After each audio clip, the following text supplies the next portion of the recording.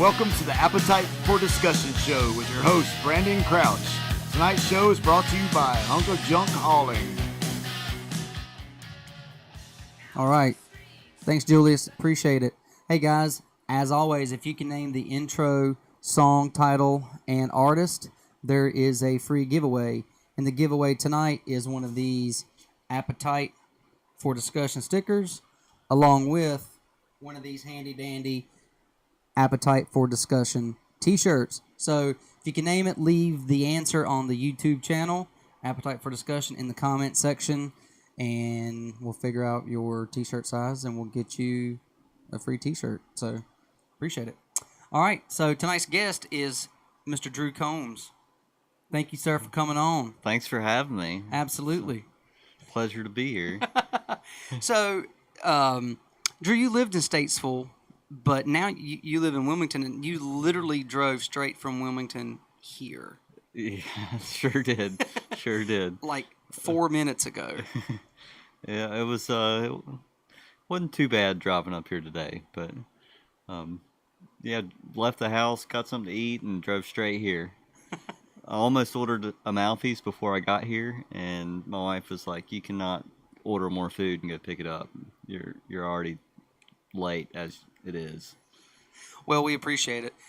We appreciate you guys making this your first stop here on a long holiday weekend.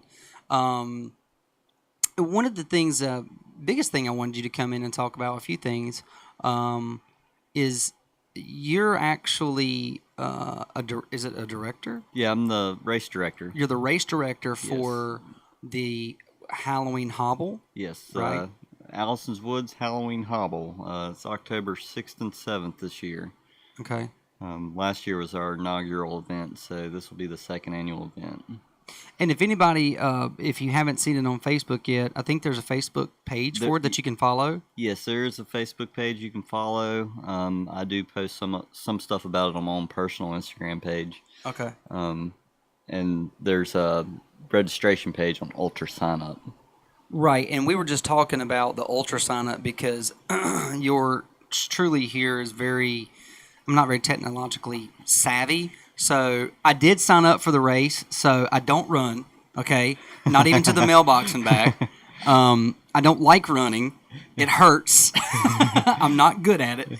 But, I want to support you, and I want to support the run and the event, and hopefully more people will come out.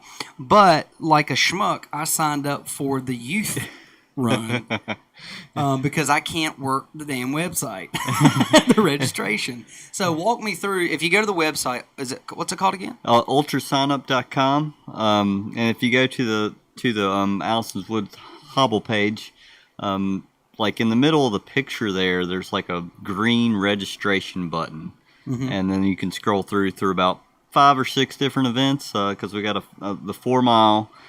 6 hour, 12 hour, 24 hour, 100 mile, and 100 mile relay with 4, 6, or 8 person teams. And we're trying to get the youth out there. So there's a 4 mile youth run that's going to be 17 and under. Okay. Run for free. They run for free. Yes. Okay.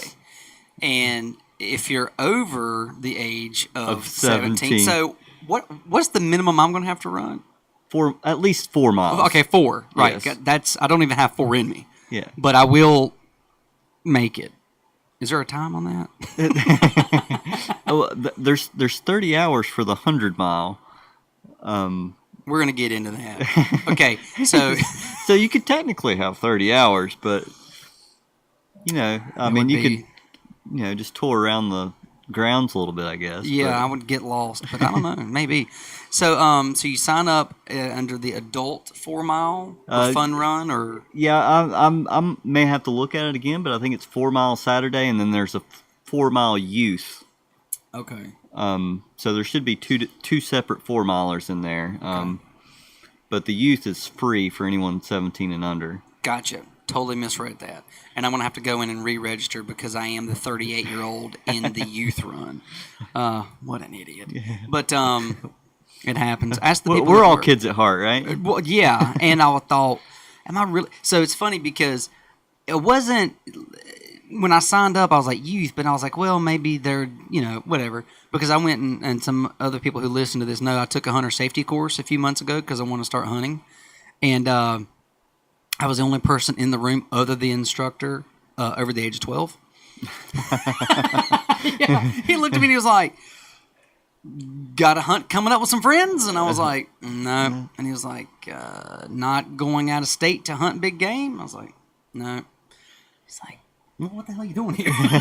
With all the, the sixth graders. Right. But I've had said previously, my twins, okay, boy and a girl, they're two, but before they turned one, my in-laws bought them lifetime hunting and fishing license. Oh, okay. That's cool. Right. So eventually one of them, or both of them, hopefully, will say, hey, Daddy, I want to go hunting. And I can't look at them and be like, well, I don't know how to do that. I've got to I don't have my license. I don't have my license, yeah, so you can't. So, trying to, I don't know, be a dad. Yeah. Yeah.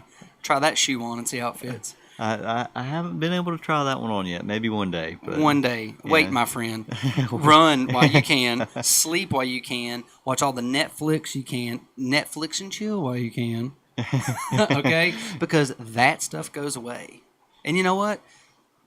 Take a nap. Enjoy the nap. Enjoy whatever it is that you want to do. Because kids are wonderful, and I wouldn't change a thing.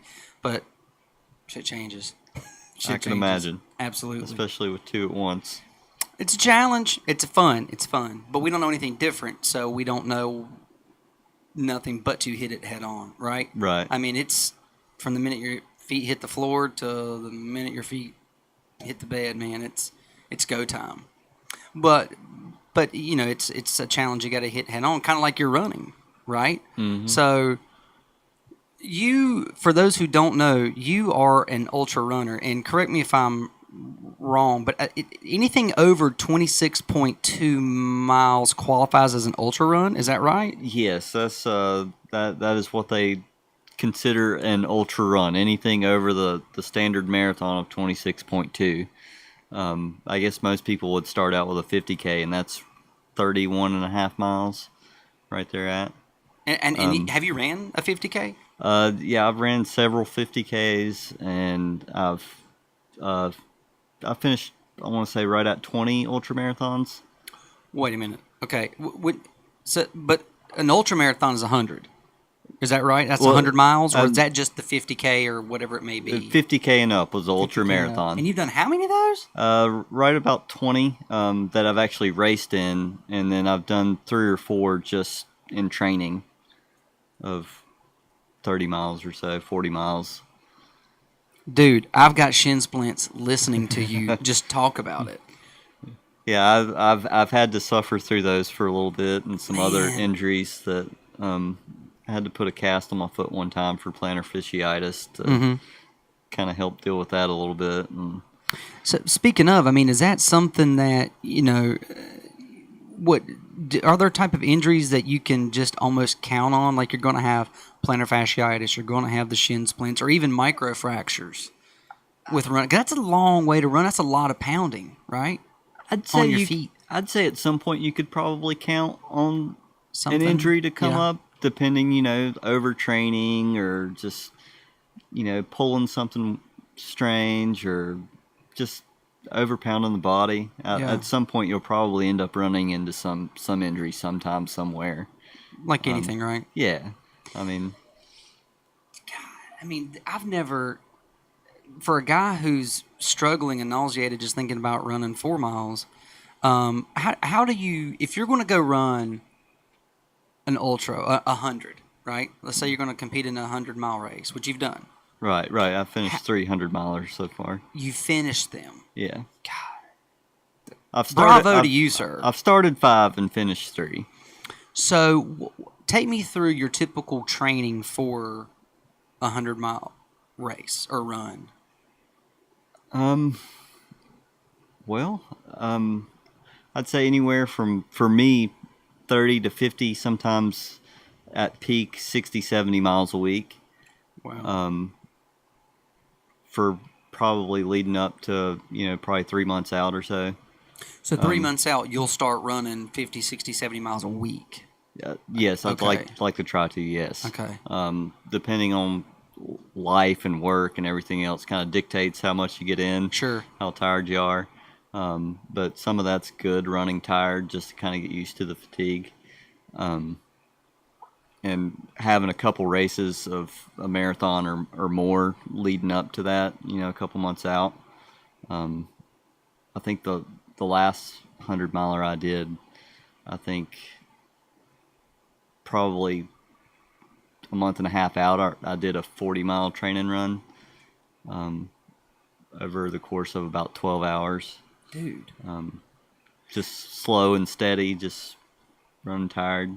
So you'll actually use a marathon as a training tool. Yes. There's you're doing your training. Here comes a marathon, and you're like, okay, that'll be good to slide in this part of my training, leading up to your 100-miler. Yeah, for sure. A lot of people look at that as speed work. Oh. Some of the guys who are elite ultra 100-milers will probably run 100, 150 miles a week, if not more.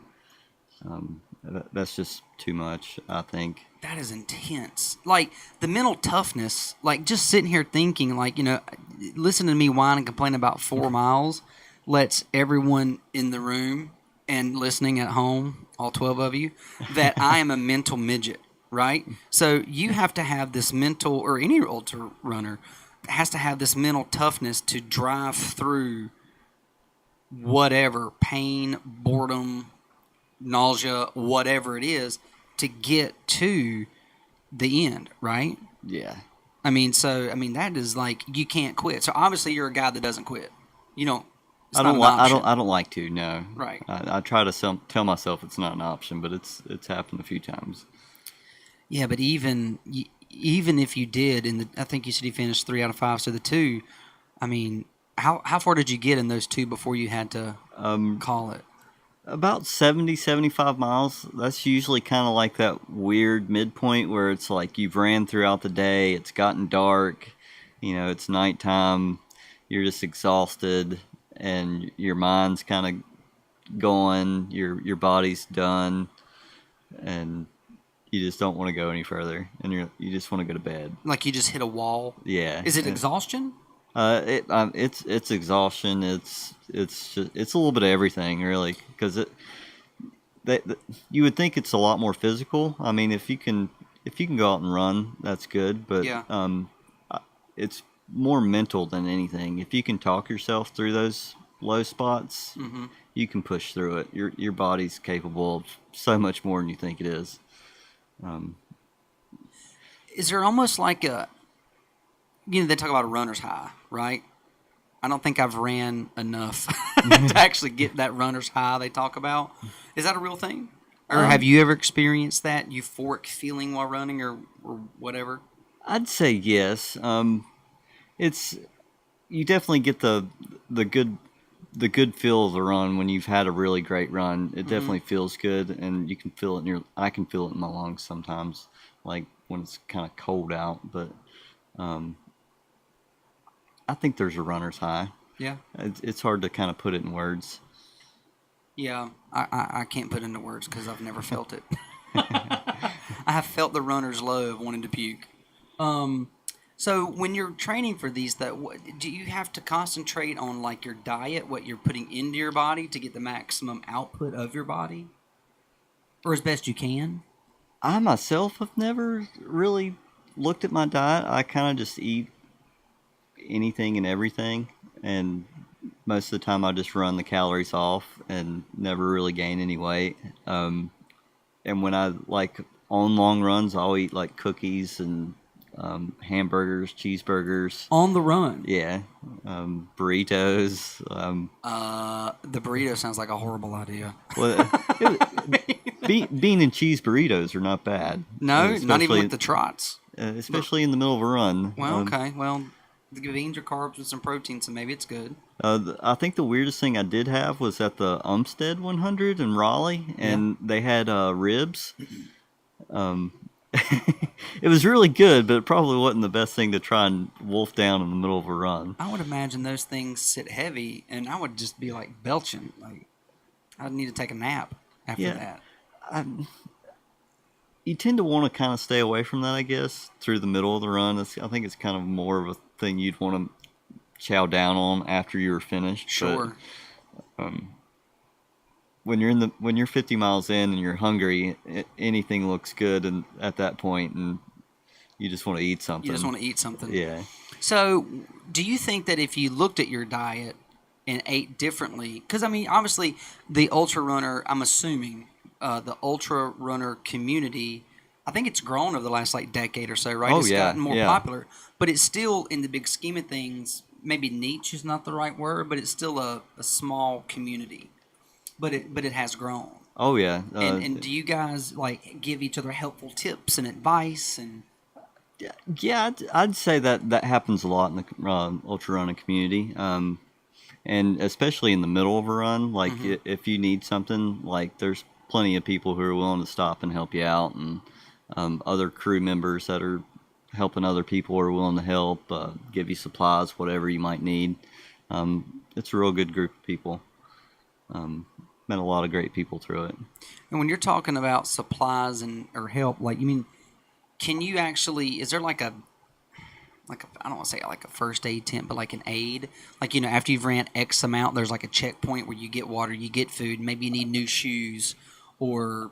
Oh yeah, there's at the first 100 miler I did, every 20 miles there was like a big main aid station that you had to stop at, like checkpoint, with food and water, and your crew could come in. You could have drop bags with like extra clothes, change of shoes, like you could set up like little bags for food, electrolytes, salt tabs, or whatever. That's a good point, because think about salt and like potassium, because you're just constantly sweating. The cramps have got to be an issue. Maybe not for you, but yeah, I don't think I've necessarily ever had too many cramps, as much as just losing so much salt and just fatigue. And then there was one race, it was a 24 hours, the second one I'd done, in Rockingham, and got about 6 hours in, and I hadn't been drinking much water, and I started peeing blood.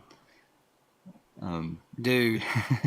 And I didn't really know what was happening.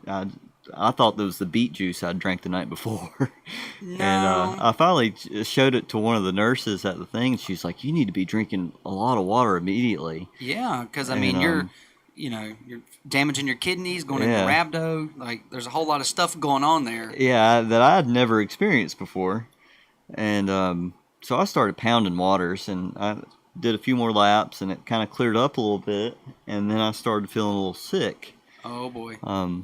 So I called my wife. She came and picked me up. We went to the hotel, and as soon as I got there, I just started throwing up everywhere. And later on, started throwing up again. I thought I was going to die, and called an ambulance and went to the hospital. It was rhabdo, and that was just a really bad experience.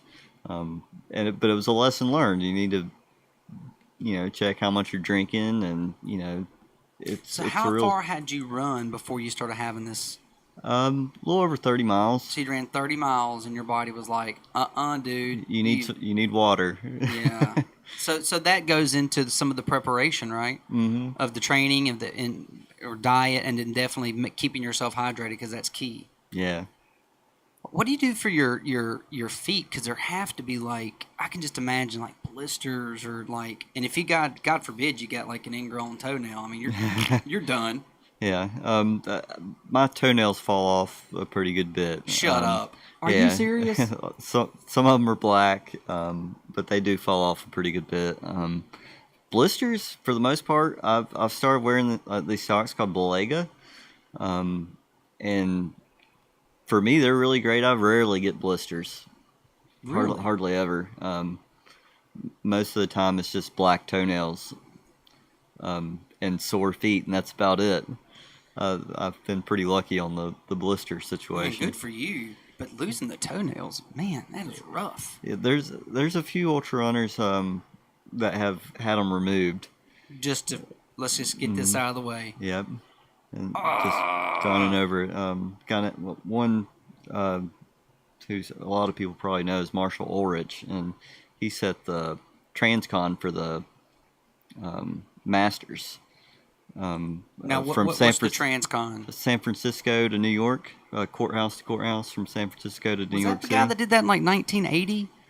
That was another guy named Frank. I can't remember his last But name he's now. the last guy to do, instead of record doing it, right? He ran from coast to coast. In the 80s, yes. Right. And then here recently, in the past couple of years, a guy named Pete Kostelnick broke it by 4 days, I want to say.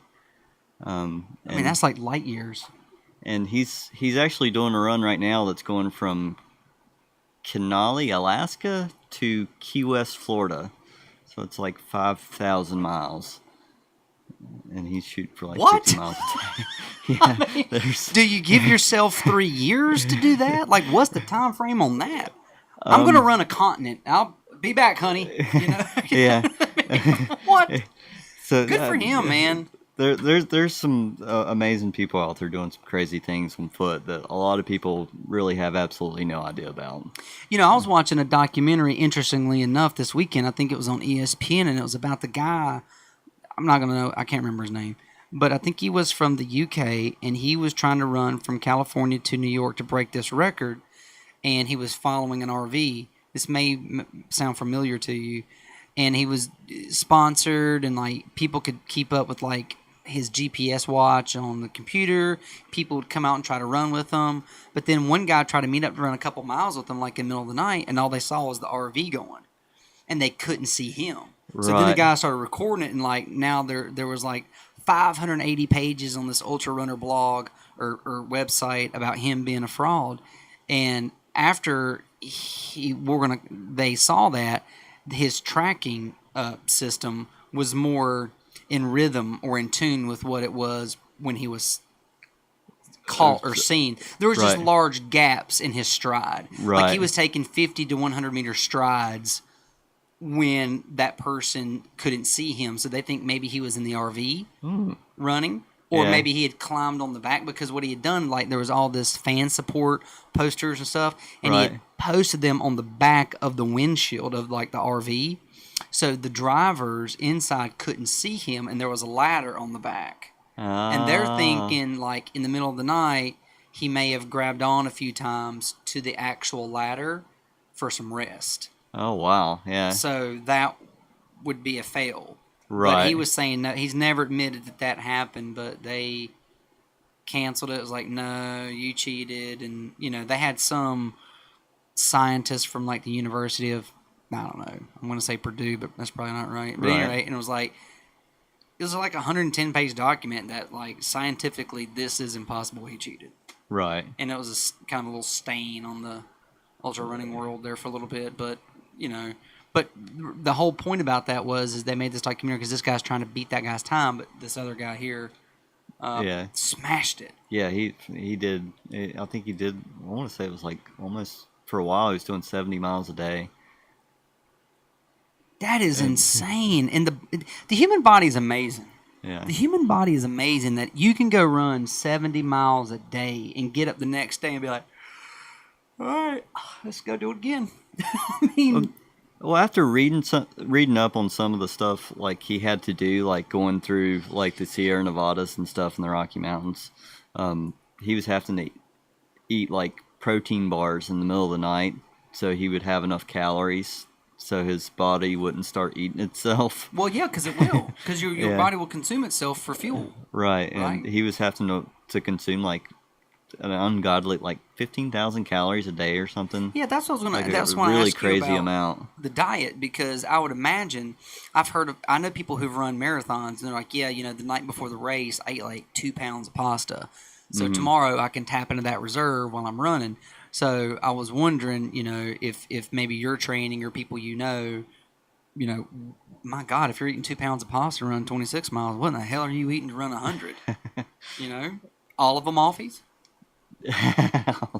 Yeah, my go-to is pasta, but I guess throughout the run, like the last run I did back in June was a 50-mile, and I was eating a lot of the watermelon that day. Watermelon and Slim Jims and candy, like chocolate bars. I ate a lot of watermelon and Slim Jims that day, Yeah. and that was most of my food intake. gels, like Goose and Tailwind Nutrition. It's like a supplement. It's like a powder. Yeah. Almost like a protein powder, sort of. But it's got electrolytes and calories in it. I use that a pretty good bit too. So when you're running, man, what are you thinking about? Like, what's going through your mind? Take us on the journey with you, Drew. I guess for a lot of people who know my past of being an alcoholic and drinking a lot, and going through that, and being in recovery now for about 8.5 years, I've thought a lot about what I've done in the past, a lot about where I am now, just a lot of, I guess, talking to God, I guess you could say, prayer, you might have you, and that's a good bit about what I think about. It's just how far I've kind of come in the past about 8.5 years now. Good for you. Is that, talking about some of your past life addictions and whatnot, when I've talked to people, well, like, ultra running will come up in conversations, if you're athletic or if you go to the gym or if you do other sports or whatnot, things come up. Mm-hmm. And it's interesting because when ultra running comes up or anything that has a lot of distance to it, it seems like people will say, man, people must be running from something. Right, right. What are they running from? I wonder what's going on in there for make them want to go do that. But do you think that not necessarily that you're running from something, but you're running towards something? Like, is that a motivation for you to get into ultra running? Yeah, I feel like running is like a talent the Lord has given me, and I feel like I've been able to like share a lot of like things that have happened in my life and kind of parallel it with running, with sobriety and running too, because there's a lot of stuff that kind of goes hand in hand, sort of, I guess you could say. And I feel like I've been able to touch some people through that, maybe give them some inspiration to kind of get out and do something different, maybe. So yeah, I think it's been a good thing for me. Mm-hmm. Is there anything like so God, 30 hours to sit there? I mean, does it take you the full 30 to run 100?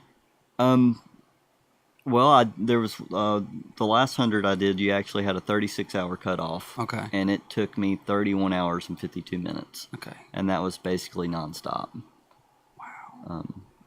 I think there was a couple times I stopped to change shoes or maybe clothes or something, but for the most part, that was straight running. Well, man, congratulations to you for being 8.5 years sober. Because, there's a lot of people in my family who have battled and are currently battling addiction. And it's a roller coaster. It's not just a roller coaster for them, but it's a roller coaster for the family because they may not be taking on the physical toll of the drugs that they're putting in that person's loved ones putting in their body, but the family goes through an emotional toll. Yeah.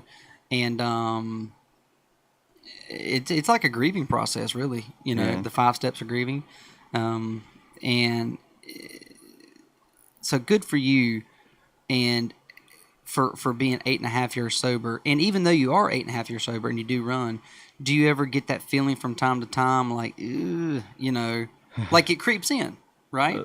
Like the addiction, or like, man, I would love to go get a beer or do whatever. Oh yeah, there's definitely times that I'd be like, man, I would love to go have a drink right now, or I'd like to go do this, but I remember like that it's not going to do any good for me whatsoever. Like there might be that one time I could go out and be fine. Yeah. But then I'm going to be like, oh, I did it that one time. Let's go out this time. And then it's going to be right back to where I was at. Right. Because it's a slippery slope. Yeah, right. It's a very slippery slope. And we can talk ourselves into anything in justifying why it would be okay. Yeah. Right. And looking back now, you were saying the emotional toll that it may be on the family. Like looking back now, I'm like, my parents have to really love me for some of the crap that I put them and the rest of my family through. And I mean, I don't know how to, ask for forgiveness enough. Sure.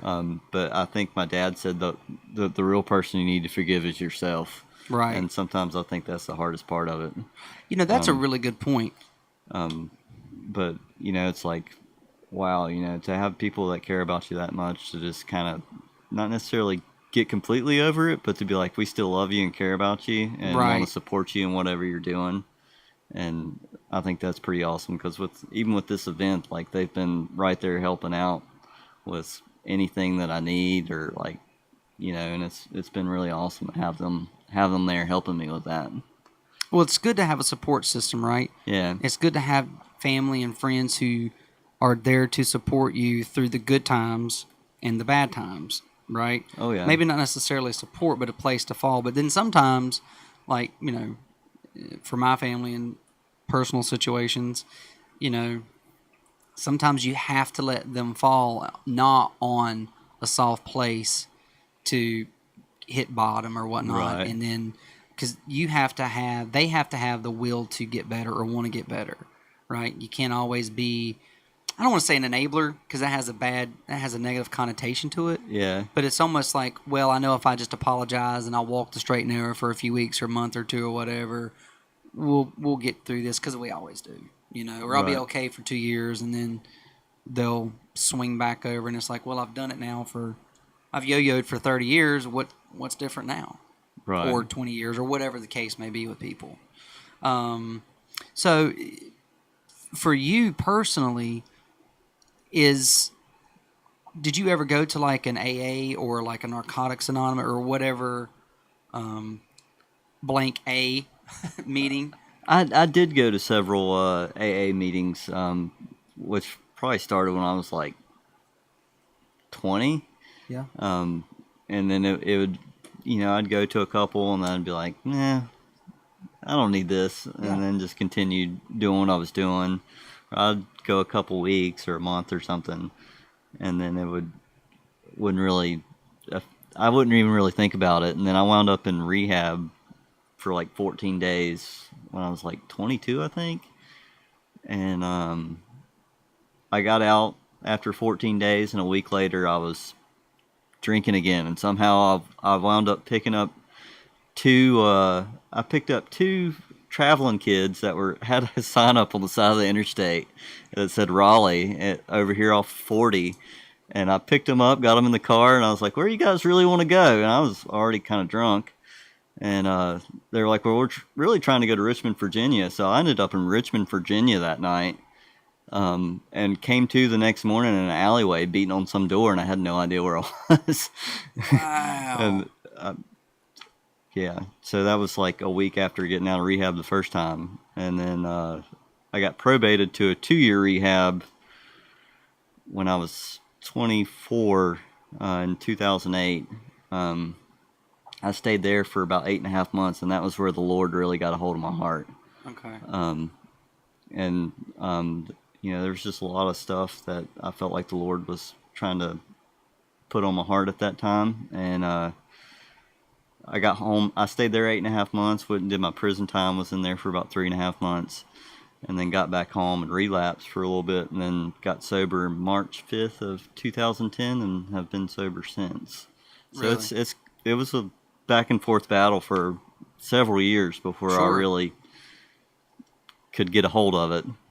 And I don't guess you ever really have a hold of it because you just never know what the day holds. But Sure. for today, it's I'm going to be sober. And That's a great point. You never have a hold of it, right? Today, yeah, you take it sometimes minute by minute, Yeah. hour by hour, and day by day. yeah, Right? Good for you, man. I hope people at home, there could be people who are going to be listening to this, and hopefully it'll help them. Or hopefully someone that they know, they can listen to you and your story, and it may help them, because there's a lot of people out there whose families, addiction affects a lot of people, yeah, and it affects a lot of families. And anything that people can do to help, they should. And if they can listen, what would be is there anywhere around here that you would recommend for people if they were listening where they could go, or even people maybe in Wilmington, because that's where you currently live, Right. to reach out to? There's a few different places in Wilmington. Right now, I couldn't tell you the name of them. I've been to a meeting at one of the council centers and recovery centers there, and I cannot remember the name of it. And that's Well, terrible. They can always Google it. And I have a couple friends who work at one, and I still can't remember the name of it. For me, a lot of my recovery comes from going to church and every Sunday, and get listening to a preacher preach, and then my wife and I do a Bible study every Tuesday night with a group of friends, and that helps as well. Yeah. So for me, a lot of prayer and reading the Bible is a big help for me. Some people AA or NA works well for them. I can't say that it doesn't do good because I don't go that often, but it's interesting. I was listening to an interview with Stephen Tyler, and he talks about how he still he has a sponsor on each coast of the East Coast. I mean, that guy did drugs for 30 plus years, right? And he says that addiction still has a hold of him, like where he would just love to use or do whatever. But he was like, for him, and he's different. Everyone's different. But he was like, you got to get to a meeting. For him, he's got to either have a meeting or call that sponsor and do that sort of thing. So everybody's different. That doesn't necessarily work for you. Yours is more of the spiritual side or religious side that helps you get through it. Right. Right? Mm-hmm. And would you say that you have like would it be fair to say that you have like an addictive personality, or not so much? Yeah, I'd say so, because I don't think anybody that wants to go run 100 miles doesn't have an addictive personality. It's like if I find something like that I like to do, like I'll sit there and I'll try and do it over and over and over again until I can, try and not necessarily perfect, but like my wife and I have been taking ceramic classes and throwing pottery and stuff, and like if I could sit there for hours and just try and figure out how to do it, I probably would, but sometimes I just gotta step away because it drives me crazy. I get it. I understand. I took pottery when I was in college. Dude, it looked like my 2-year-olds probably could create what I created when I was I was 20. And, but I get it. With the pottery and trying to get it and hours and trying to perfect it. And I was going to ask you about the pottery here in just a minute. But back to the runners and addiction. Is there a lot of, that's probably not the right way to phrase it, but people who are recovering, are there a lot of those in the ultra running or extreme sports community that you know of, or? Oh yeah, I've got several friends in Wilmington who are avid runners and coaches and are recovering alcoholics, drug addicts. And one friend of mine, Charlie Engel, who's coming to run the race at the Halloween Hobble, he's kind of wrote a book about a lot of his struggles called Running Man. He's actually going to do a book signing at the packet pickup at the race. Okay. And he talks a lot about his recovery and stuff. And he just did a run, I want to say maybe earlier this month, for his 26th year of sobriety. He ran 26 hours for 26 years of sobriety around a treatment center in Raleigh. It was like a 3-mile course around a treatment center up there, and a lot of the guys in the facility came out and ran with him, and so he's been very open about it and tried to help inspire a lot of people. And it's interesting too, because he with his addiction, he actually ended up afterwards spending a little time in prison. Right? Yeah. And even in prison, he still found time to run. Yeah. Right? Because he was a runner. And he actually, if I remember right, inmates started running with him. They saw this guy out there running, And then by the time he left, there was dozens or like 50 inmates who were runners. Yeah. So you never know where you could be at that. Isn't that crazy? You get some people doing some stuff. So yeah. But that's wonderful though, right? Because I mean, those guys could have been doing whatever else, right? But then they're able to focus that attention maybe from something negative into something positive. Oh yeah. You know, so it's just like the addiction, right? Instead of being addicted to something that doesn't really produce good outcomes for you or other people around you, you focus on something positive like running or trail running or cycling or whatever. Do you run trails or do you do flat running? I do trails. I like to run it all basically. You do? Mean, yeah. There's not one above the other that you prefer. Not necessarily for me. There's a lot of people who are like, I'll only run trails or I'll only run road. Yeah. I just like to run, wherever it may be. I kind of hate a treadmill, but I will run on a treadmill. I'd prefer not to though. Is there one that you think is more difficult? Trail running's by far way more difficult. Is it yeah, just because of the terrain? Yeah, the terrain, and your pace is probably going to be a good bit slower. Not a good bit slower, but definitely just because mostly on the road you're just going straight. There's not very many like technical turns or anything. Trails, you're probably going to end up having some technical turns, terrain, whichever. That's going to slow you down a pretty good bit, and it's just as fun. I don't know, man. I feel like with the Halloween Hobble, it'll be on a trail, right? That would be considered a trail run? Basically, yeah, it's mostly service road trails throughout the property. Yeah. So it'll some of it's going to be on like gravel road, but some of it's just going to be like dirt trail through the woods. So yeah. How many did you have sign up for how many ran the ultra last year, the 100 miles? The 100 miles, we had, I want to say 5 people signed up for the 100 miles, and we had one guy finish. Okay. His name was Jason LeDoyen. Shout out to you, guy. He actually finished Badwater 135 this year. I think it was his second time finishing, and that's they say the toughest ultramarathon in the world because it runs through Death Valley in the middle of summer. From the lowest point on the west coast in the Badwater Basin to the top of Mount Whitney, which is like 14,000 feet.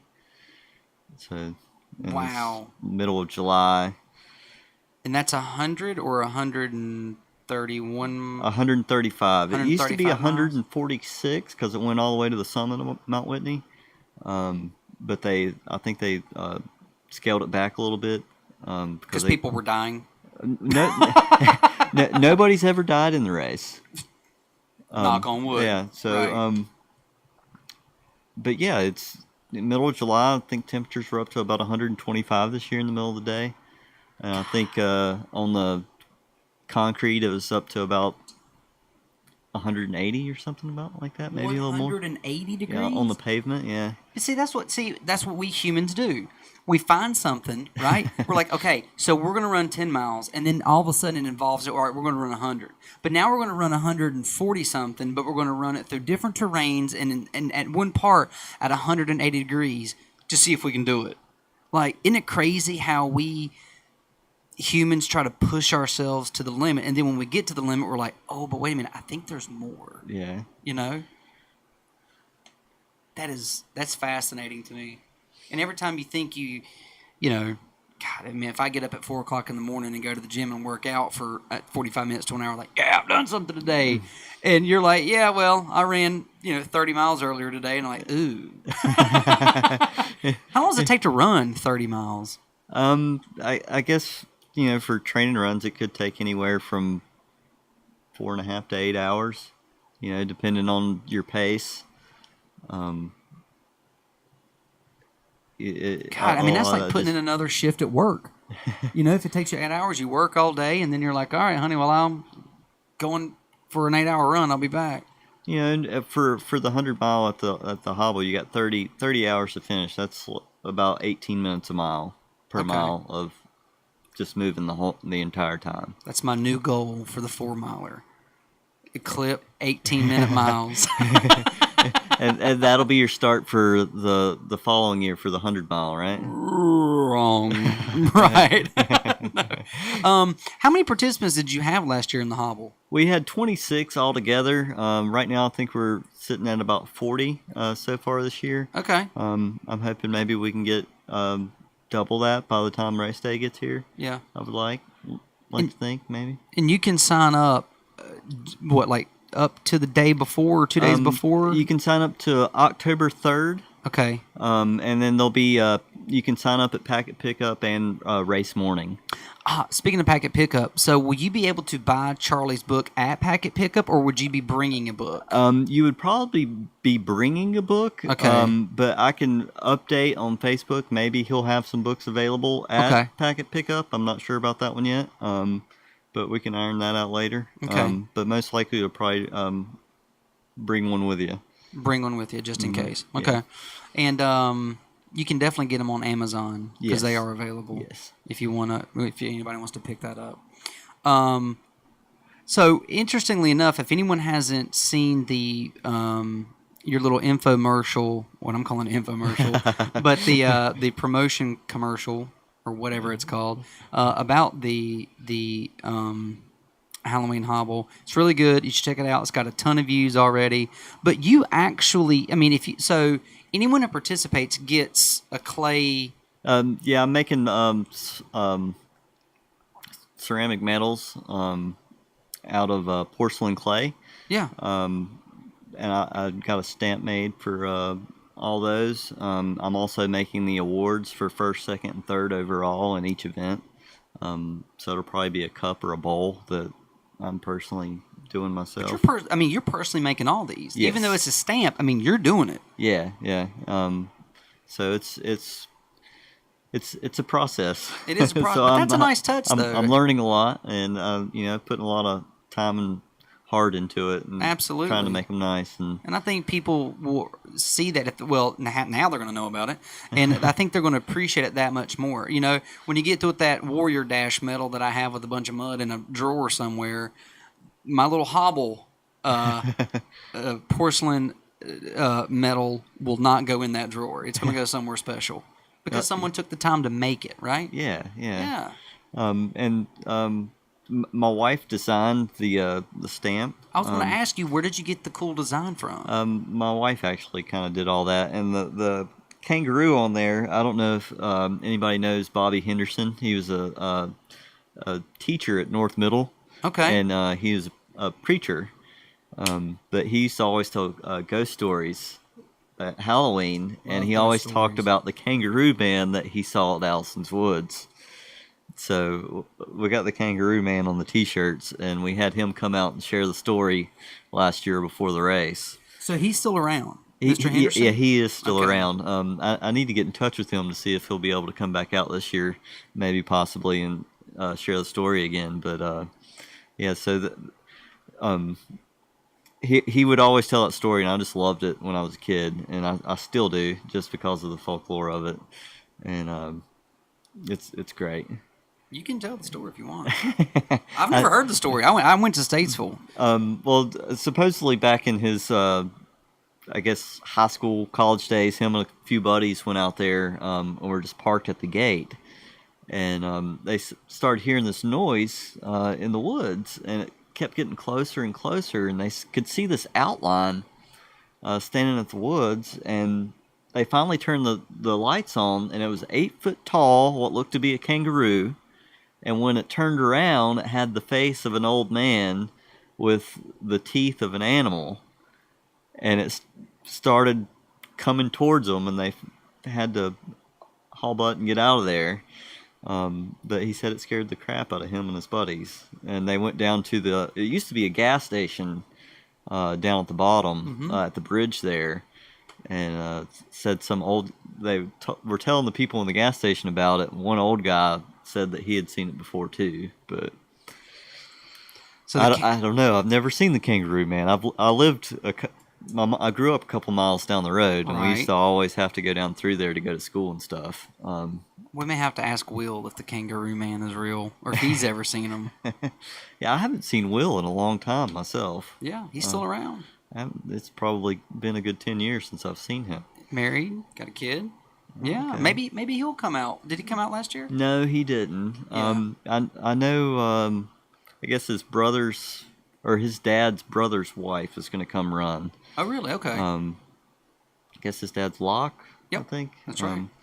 And his brother Bill, I believe, his wife is going to come run. Okay. I'm gonna try to guilt as many people as I can to come and run at least the 4 mile. So what's the registration for the 4 mile? The 4 miles $55. $55. Yes. To come out and puke. All right. Yeah. And camp out if you'd like. If you'd like, I'm gonna need to. I'm gonna need a place to take a nap. There's room for tents and campers. So if you got a RV or a camper, you could bring that out with you if you want to.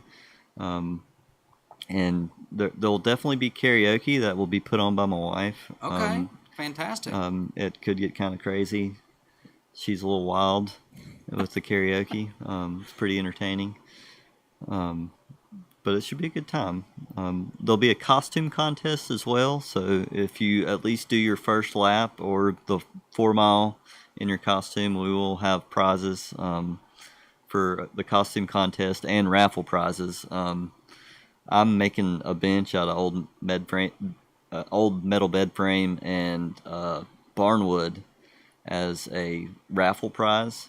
Oh, wow. And my dad's making a potting table as a raffle prize. And I think Kevin with States Vegas Clothing is going to donate some shirts. So that's right. So there's a plug, too, for States Vegas Clothing, who's also going to donate some shirts, who actually made this shirt here. Picked this little bad boy up today, and I have some other ones too. We'll be giving out and doing some stuff like that.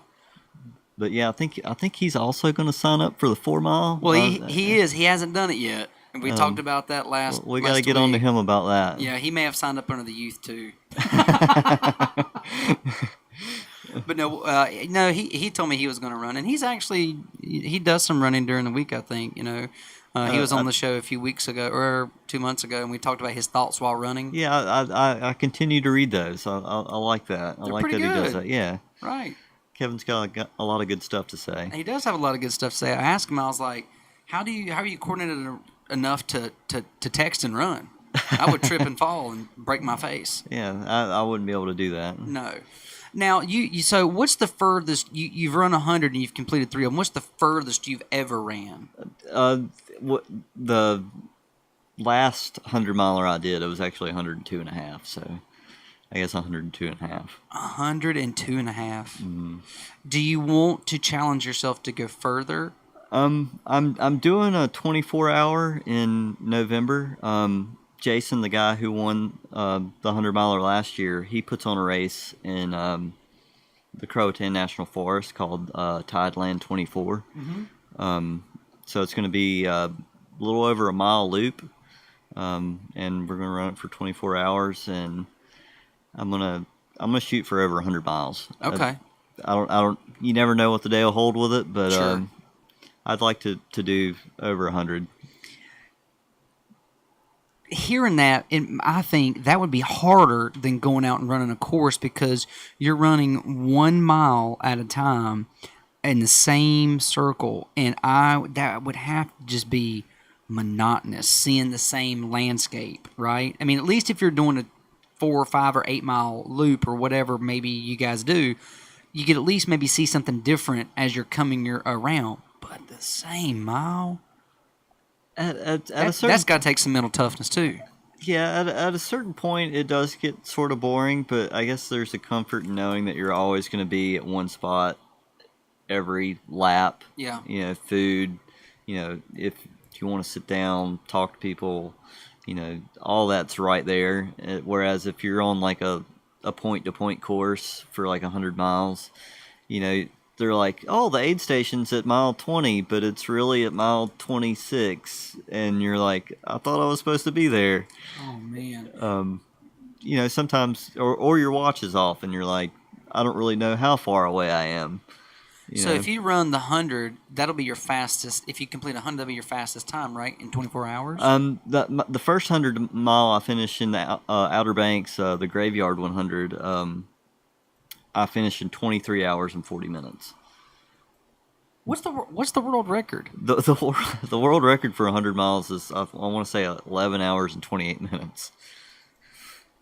Wait a minute. That's like 6:30 a mile.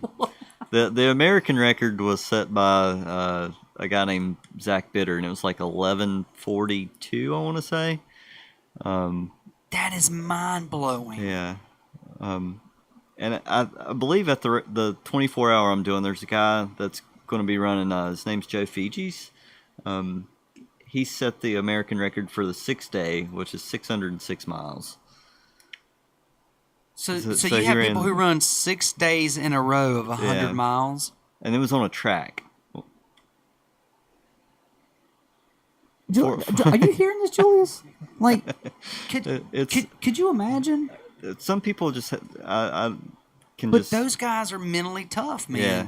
I think you going back to what you said, your body can do amazing things, right? More than you think it's capable of doing. Yeah. And if you've got the mental toughness, fortitude to be like, I'm going to do it, your body will break down. No, your mind will break down before your body. Yeah. Right? Yeah. I mean, your mind will give up. Oh, that's okay. I beat this thing up all the time. But that goes back again to what I was saying before.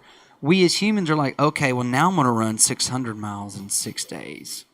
And you got this guy who's running basically, a continent, right? I mean, he's running from Alaska to Key West. But we didn't give how much. What's the time frame he's given? Do you know the time frame he's given himself to do that? I want to say 5 months. 5 months seems short. I could be wrong.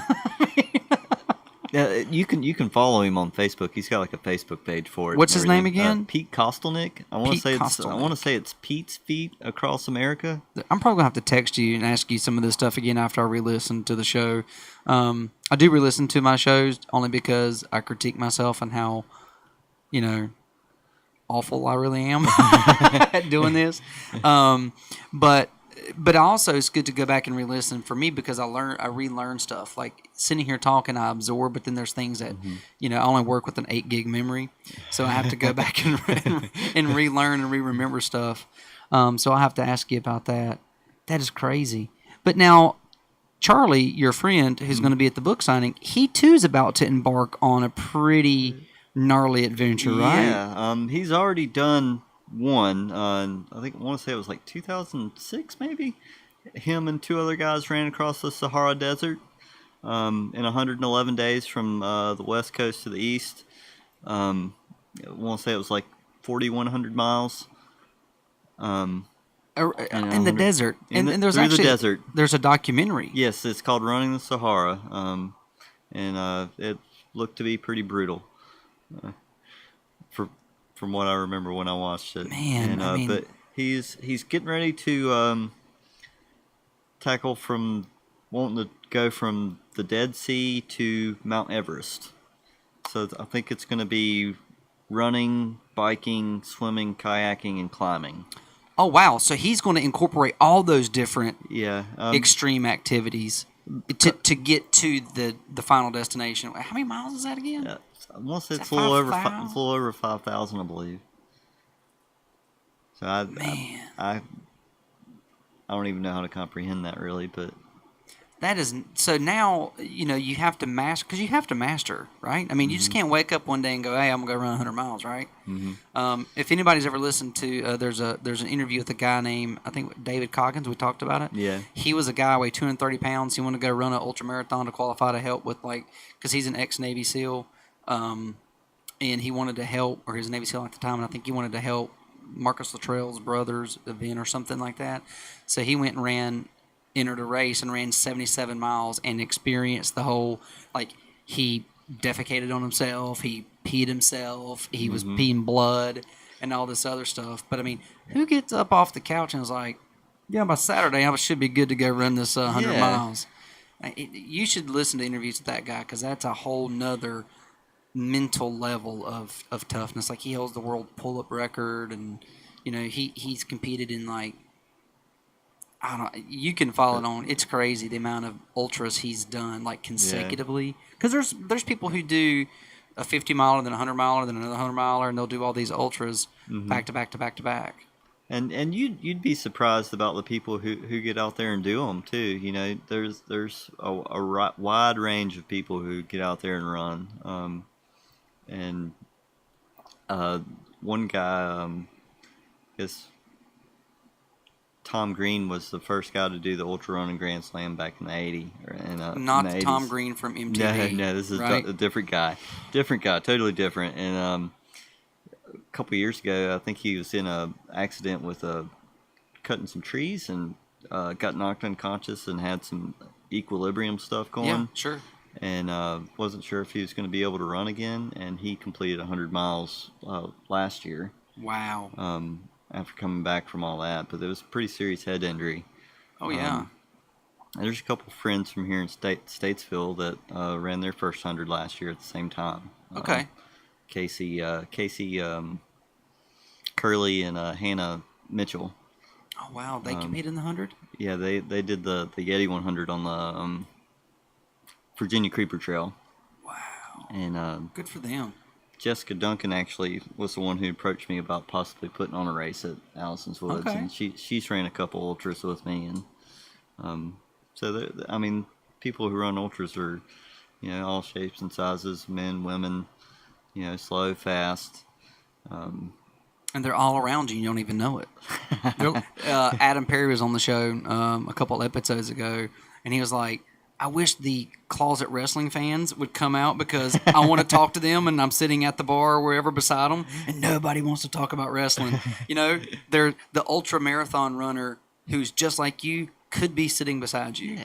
And that's the whole premise of the show. You know, you sit beside someone, you meet somebody, talk to them, have a conversation, get out of the cell phone and get off of social media, put that little bad boy down and find out about what's interesting about the guy beside you. What's his story? You know, what can I learn from the guy or gal next to me? You know, I don't want us to lose the art form of talking and having a discussion. You know, it's important. It's important. I mean, texting is important too. You know, and I text you, and he was butt dialing me all last week, but actually it gave us a chance to actually have a conversation. It did. That actually worked out really well. It did. Yeah. I think you're bottom. For reaching out and touching someone. Yeah. Remember that old AT&T commercial? Reach out and touch someone. That's way off track. But so I'll wrap things up. I know you've got some stuff to go do, and I appreciate you coming by. And it's getting late. But the Halloween Hobble is October the 6th and 7th. Yeah. Registration is on Ultra Sign Up. Ultra Sign Up. We're having packet pickup at the Statesville History Museum. Historical Over Museum. Here on Museum Road? No, it's here on Center Street where Gordon's Furniture used to be. Okay. Steve Hill has started that. Right. And he's got all sorts of stuff in there that he's been collecting over 40 years now, I believe. I think so, yeah. He's a guy I would love to have come on and just share the history. I mean, I don't even know where we would start or begin or pick up, but it's interesting. Yeah, I was in his old store that was over there near First Flight. Right. And I think before I knew it, I was in there an hour just looking around. You know, there's so much history here. And so people need to go check that out. So, sorry, you pick up your packet registration there? Yes. Okay. Yes. And then but that'll be from 12 to 4, and then we'll move it to Allison's Woods and open the gates, and people can come in and set up camp for the night, Friday night.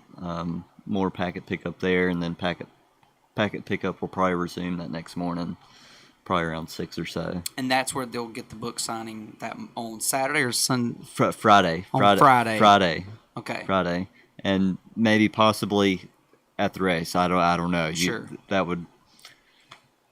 You just never know. You never know. All right. Well, anything else that you want to throw out there to anybody listening about the race, or anything else, or? If you haven't signed up yet and you're thinking about it, come on, get registered, come run with us. We'd love to have you out there. It's going to be a good time. You'll get to meet some awesome people and have some fun. Absolutely, and you'll see me there. I'll be the guy on the side puking into the 4-mile run. Well, Drew, thanks for coming on. Thanks for sharing your story. Hopefully there's people out there who's listening that's going to help. or at least open them up to if they're struggling with anything, know that they're not alone.